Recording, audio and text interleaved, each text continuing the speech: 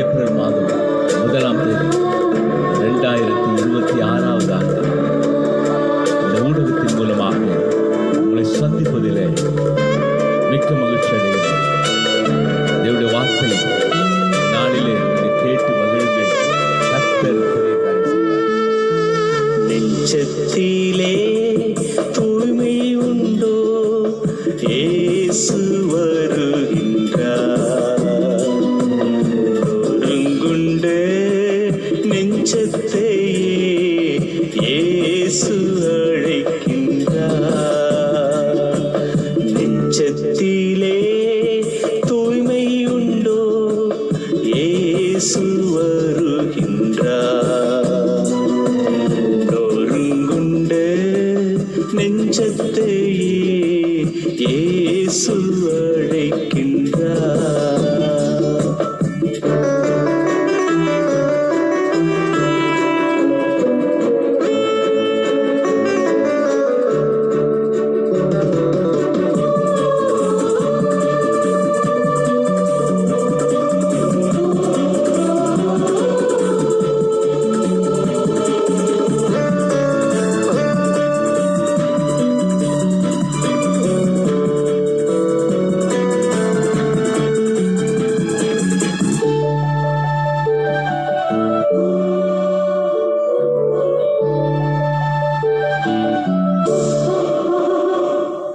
வருந்தி சுமக்கும் பாரம் உன்னை கொடிய இருளில் சேர்க்கும்.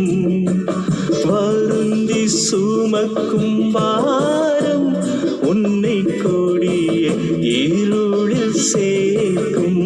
செய்த பாவம் இனி போதும், அவர் பாதம் வந்து சேரும். செய்த பாவம் இனி போதும், அவர் பாதம் வந்து சேரும். நெஞ்சத்திலே தூய்மை உண்டோ, இயேசு வருகின்றார். ஒருங்குண்டு நெஞ்சத்தையே இயேசு அழைக்கின்றார். ஹல்லேலூயா. 2026 ஆண்டு ஏப்ரல் மாதம் 1ஆம் தேதி கர்த்தர் கொடுத்த வாக்குத்தத்தத்தின் வார்த்தை நீதியின் கிரீடம். இந்த மாதத்தினுடைய தலைப்பு நீதியின் கிரீடம் என்று கர்த்தர் கொடுத்திருக்கிறார். அதற்கு ஆதார வசனமாக 2 தீமோத்தேயுவின் புஸ்தகம் 4வது அதிகாரம் 6-7 வசனங்கள். நல்ல போராட்டத்தை போராடினேன், ஓட்டத்தை முடித்தேன், விசுவாசத்தை காத்துக்கொண்டேன். இது முதல் நீதியின் கிரீடம் எனக்காக வைக்கப்பட்டிருக்கிறது. நீதி உள்ள நியாயாதிபதியாக கர்த்தர் அந்நாளிலே அதை எனக்கு தந்தருள்வார். எனக்கு மாத்திரமல்ல, இயேசு கிறிஸ்து பிரசன்னமாகுதலை விரும்பும் யாவருக்கும் நீதியின் கிரீடத்தை தந்தருள்வார். ஆமென்.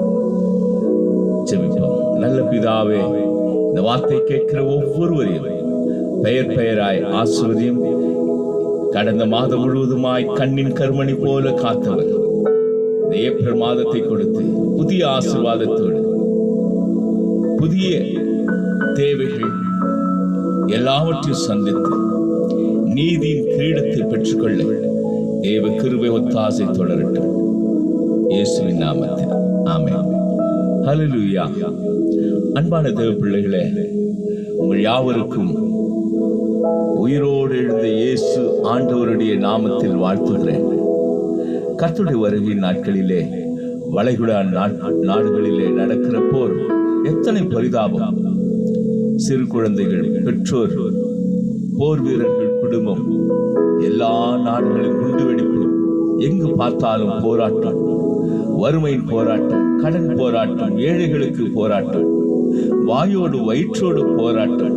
இது மட்டுமல்ல, ஒருவன் கிறிஸ்துவின் அன்பில் இணைந்து விட்டால், கிறிஸ்துவன் ஆகிவிட்டால் உலகம், மாமிசம், பிசாசு என்கின்ற இந்த மூன்றுக்கு இடையிலே பயங்கரமான போராட்டம்.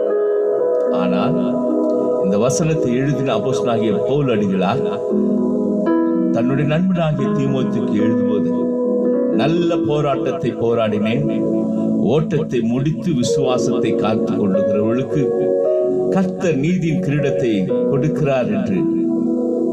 ஆகவே இது நல்லதொரு போராட்டம். இந்த வார்த்தையிலிருந்து நாம் கற்றுக்கொள்ள வேண்டியது என்ன? கர்த்தர் நம்முடைய விசுவாசத்தை துவங்குகிறவரும் முடிக்கிறவருமாய் இருக்கிறார். அந்த இயேசு கிறிஸ்துவை பற்றிக் கொள்ளுங்கள். இன்றைக்கு 3 காரியங்களை நாம் சிந்திக்க போகிறோம். நாம் எப்படி இவை எல்லாவற்றையும் மேற்கொள்ள வேண்டும்? பாவத்தோடு போராட்டம் உண்டு, முதலாவது. இரண்டாவது, மாம்சத்தோடு போராட்டம் உண்டு, உலகத்தோடு போராட்டம் உண்டு. இந்த போராட்டத்தை நாம் எப்படி ஜெயித்து அந்த நீதியின் கிரீடத்தை பெற்றுக் கொள்வோம் என்பதை சிந்திப்போம். முதலாவது, பாவத்தோடு போராட்டம். எபிரேயர் 12வது அதிகாரம் 4வது வசனம் சொல்லுகிறது, பாவத்துக்கு விரோதமாய் போராடுகிறதில் ரத்தம் சிந்தப்படத்தக்கதாக நீங்கள் இன்னும் எதிர்த்து நிற்கவில்லையே என்று சொல்லுகிறார். கிறிஸ்துவுக்குள் வருகிற பெரிய போராட்டமே பாவத்திற்கு விரோதமாக போராடுவதுதான். உங்க வாழ்க்கை இயேசு கிறிஸ்துவை மாடலாக தீர்மானம் செய்தார். அவரே உங்களுக்கு காண்பிப்பார். எப்படி ஒருவன் பாவம் செய்வானால், நீதிபரராயிருக்கிற நம்முடைய ஆண்டவராக இயேசு கிறிஸ்து நமக்காக பிதாவினிடத்தில் பரிந்து பேசுகிறவராயிருக்கிறார். மட்டுமல்ல, இயேசு கிறிஸ்துவின் ரத்தம் சகல பாவங்களை நீக்கி நம்மை சுத்திகரிக்கும். இந்த வார்த்தைகளை கேட்கிற ஒவ்வொருவரையும் இயேசு கிறிஸ்துவின் வார்த்தையும் ரத்தமும் ஊக்கமான ஜெபமும் பரிசுத்த ஆவியானவரின் நிறைவும் பாவத்தோடு உள்ள போராட்டத்தில் நீங்கள் நீதியின் கிரீடத்தை பெற்றுக் கொள்ளுவீர்கள். இரண்டாவது, மாம்சத்தோடு போராட்டம். ரோமர் 7ஆம் அதிகாரம் 23வது வசனம் சொல்லுகிறது, ஆகிலும் என் மனதின் பிரமாணத்திற்கு விரோதமாய் போராட்டத்தை வேரோடு பிடுங்கி போட வேண்டும். என் அவயங்களில் இருக்கிறதை காண்கிறேன். அது என் அவயங்களில் உண்டாயிருக்கிற பாவ பிரமாணம் என்னை சிறையாக்கிக் கொள்ளுகிறது. இந்த வசனத்தில் 2 பிரமாணங்கள் உண்டு. ஒன்று மாம்ச பிரமாணம், இரண்டாவது ஆவின் பிரமாணம். மாம்ச பிரமாணம் நம்முடைய போராட்டம் பழைய பாவ மனுஷனோடு, பாவத்தோடும் தீமையோடும் இந்த மரண சரீரத்தோடும் இருக்கிறது. இதுதான் மாம்சத்தின் போராட்டம் என்கிறது. இரண்டாவது ஆவியின் பிரமாணம். நம்முடைய சரீரத்தை பரிசுத்த ஆவியானவருக்கு விட்டுக் கொடுத்து மாம்ச போராட்டத்தை வெற்றி பெற முடியும். பரிசுத்த ஆவியானவரால் நிறைந்திருப்பதும் அவரால் நடத்தப்படுவதே ஆவியின் பிரமாணம். ஆகவேதான் இயேசு கிறிஸ்து சொல்லும் பொழுது, நீங்களோ உன்னதத்திலிருந்து வரும் பலனால் நிறைந்திருக்க வேண்டும். பரிசுத்த ஆவியானவர் உங்களிடத்தில் வரும்பொழுது நீங்கள் பலனடைந்து உலகத்தின் முடிவு பரியந்தம் சாட்சிகளாயிருப்பீர்கள். அப்போது ஜீவ கிரீடத்தை பெற்றுக் கொள்ளுவீர்கள். மூன்றாவது, உலகத்தோடு போராட்டம். 1 யோவான் 2:15 சொல்லுகிறது, உலகத்திலும் உலகத்தில் உள்ளவைகளிலும் அன்பு கூறாதிருங்கள். ஒருவன் உலகத்தில் அன்பு கூர்ந்தால் அவனிடத்தில் பிதாவின் அன்பில்லை. இந்த வார்த்தை தியானித்தால் 3 முறை உலகம் என்பது வருகிறது. உலகத்திலும் உலகத்தில் உள்ளவைகளிலும் உலகத்தில் என்று வருகிறது. இரண்டாவது அன்பு 3 முறை வருகிறது. நாம் இந்த உலகத்தில் வாழ்கிறோம். வெளிப்படுத்தின விசேஷத்தை வாசித்தால், செயல் கொள்ளுகிறவன் எவனோ என்று 4 முறை வருகிறது. 4 என்கின்ற இலக்கம் இயேசுவை குறிக்கும். அப்படி என்றால் இயேசு சொன்ன வார்த்தை, நாம் இந்த உலகத்தில் வாழ்கிறோம், அவர் கொடுத்த உயிர் வாழ்வு யாவும் கர்த்தர் இயேசு கிறிஸ்துவினிடத்தில் கொடுத்து விட்டார். நமக்கு எந்த உபத்திரவும் இல்லை. ஏனென்றால் உலகத்தை ஜெயித்தவர் நமக்கு உண்டு. நித்திய ஜீவ கிரீடத்தை நமக்கு கொடுப்பது நிச்சயம். நாம் சிந்தித்த இந்த 3 வார்த்தைகளை சிந்தித்து பாருங்கள். பாவத்தோடு போராட்டம், மாம்சத்தோடு போராட்டம், உலகத்தோடு போராட்டம். இந்த போராட்டத்தில் நாம் எப்படி கிறிஸ்துவை முன்மாதிரியாக வைத்து பின்பற்றுகிறோமோ அதில் வெற்றி வாழ்வை கொடுத்து கர்த்தர் அந்த நீதியின் கிரீடத்தை உங்களுக்கு யாவருக்கும் தந்தருள்வார். இயேசு கிறிஸ்துவின் நாமத்தில் உங்கள் யாவரையும் ஆசீர்வதிக்கிறேன். ஆமென். ஜெபிப்போம். நல்ல பிதாவே,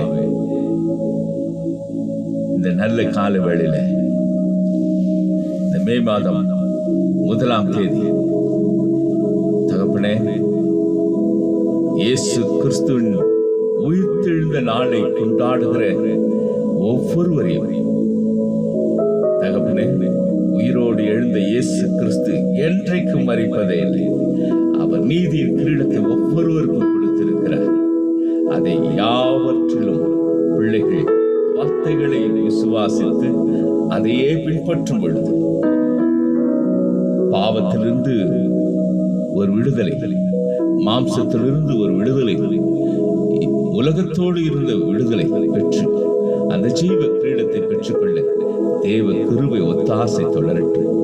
அவருக்கு இருக்கிற போராட்டங்கள், வியாதியின் போராட்டங்கள், கடன் போராட்டங்கள் எல்லாவற்றையும் மாற்றிவிட்டு புதுபலத்தோடு வாழ கிருபை செய்யும். இயேசு கிறிஸ்துவின் நாமத்தில் ஆசீர்வதிக்கிறேன் எங்கள் ஜீவனுள்ள நல்ல பிதாவே.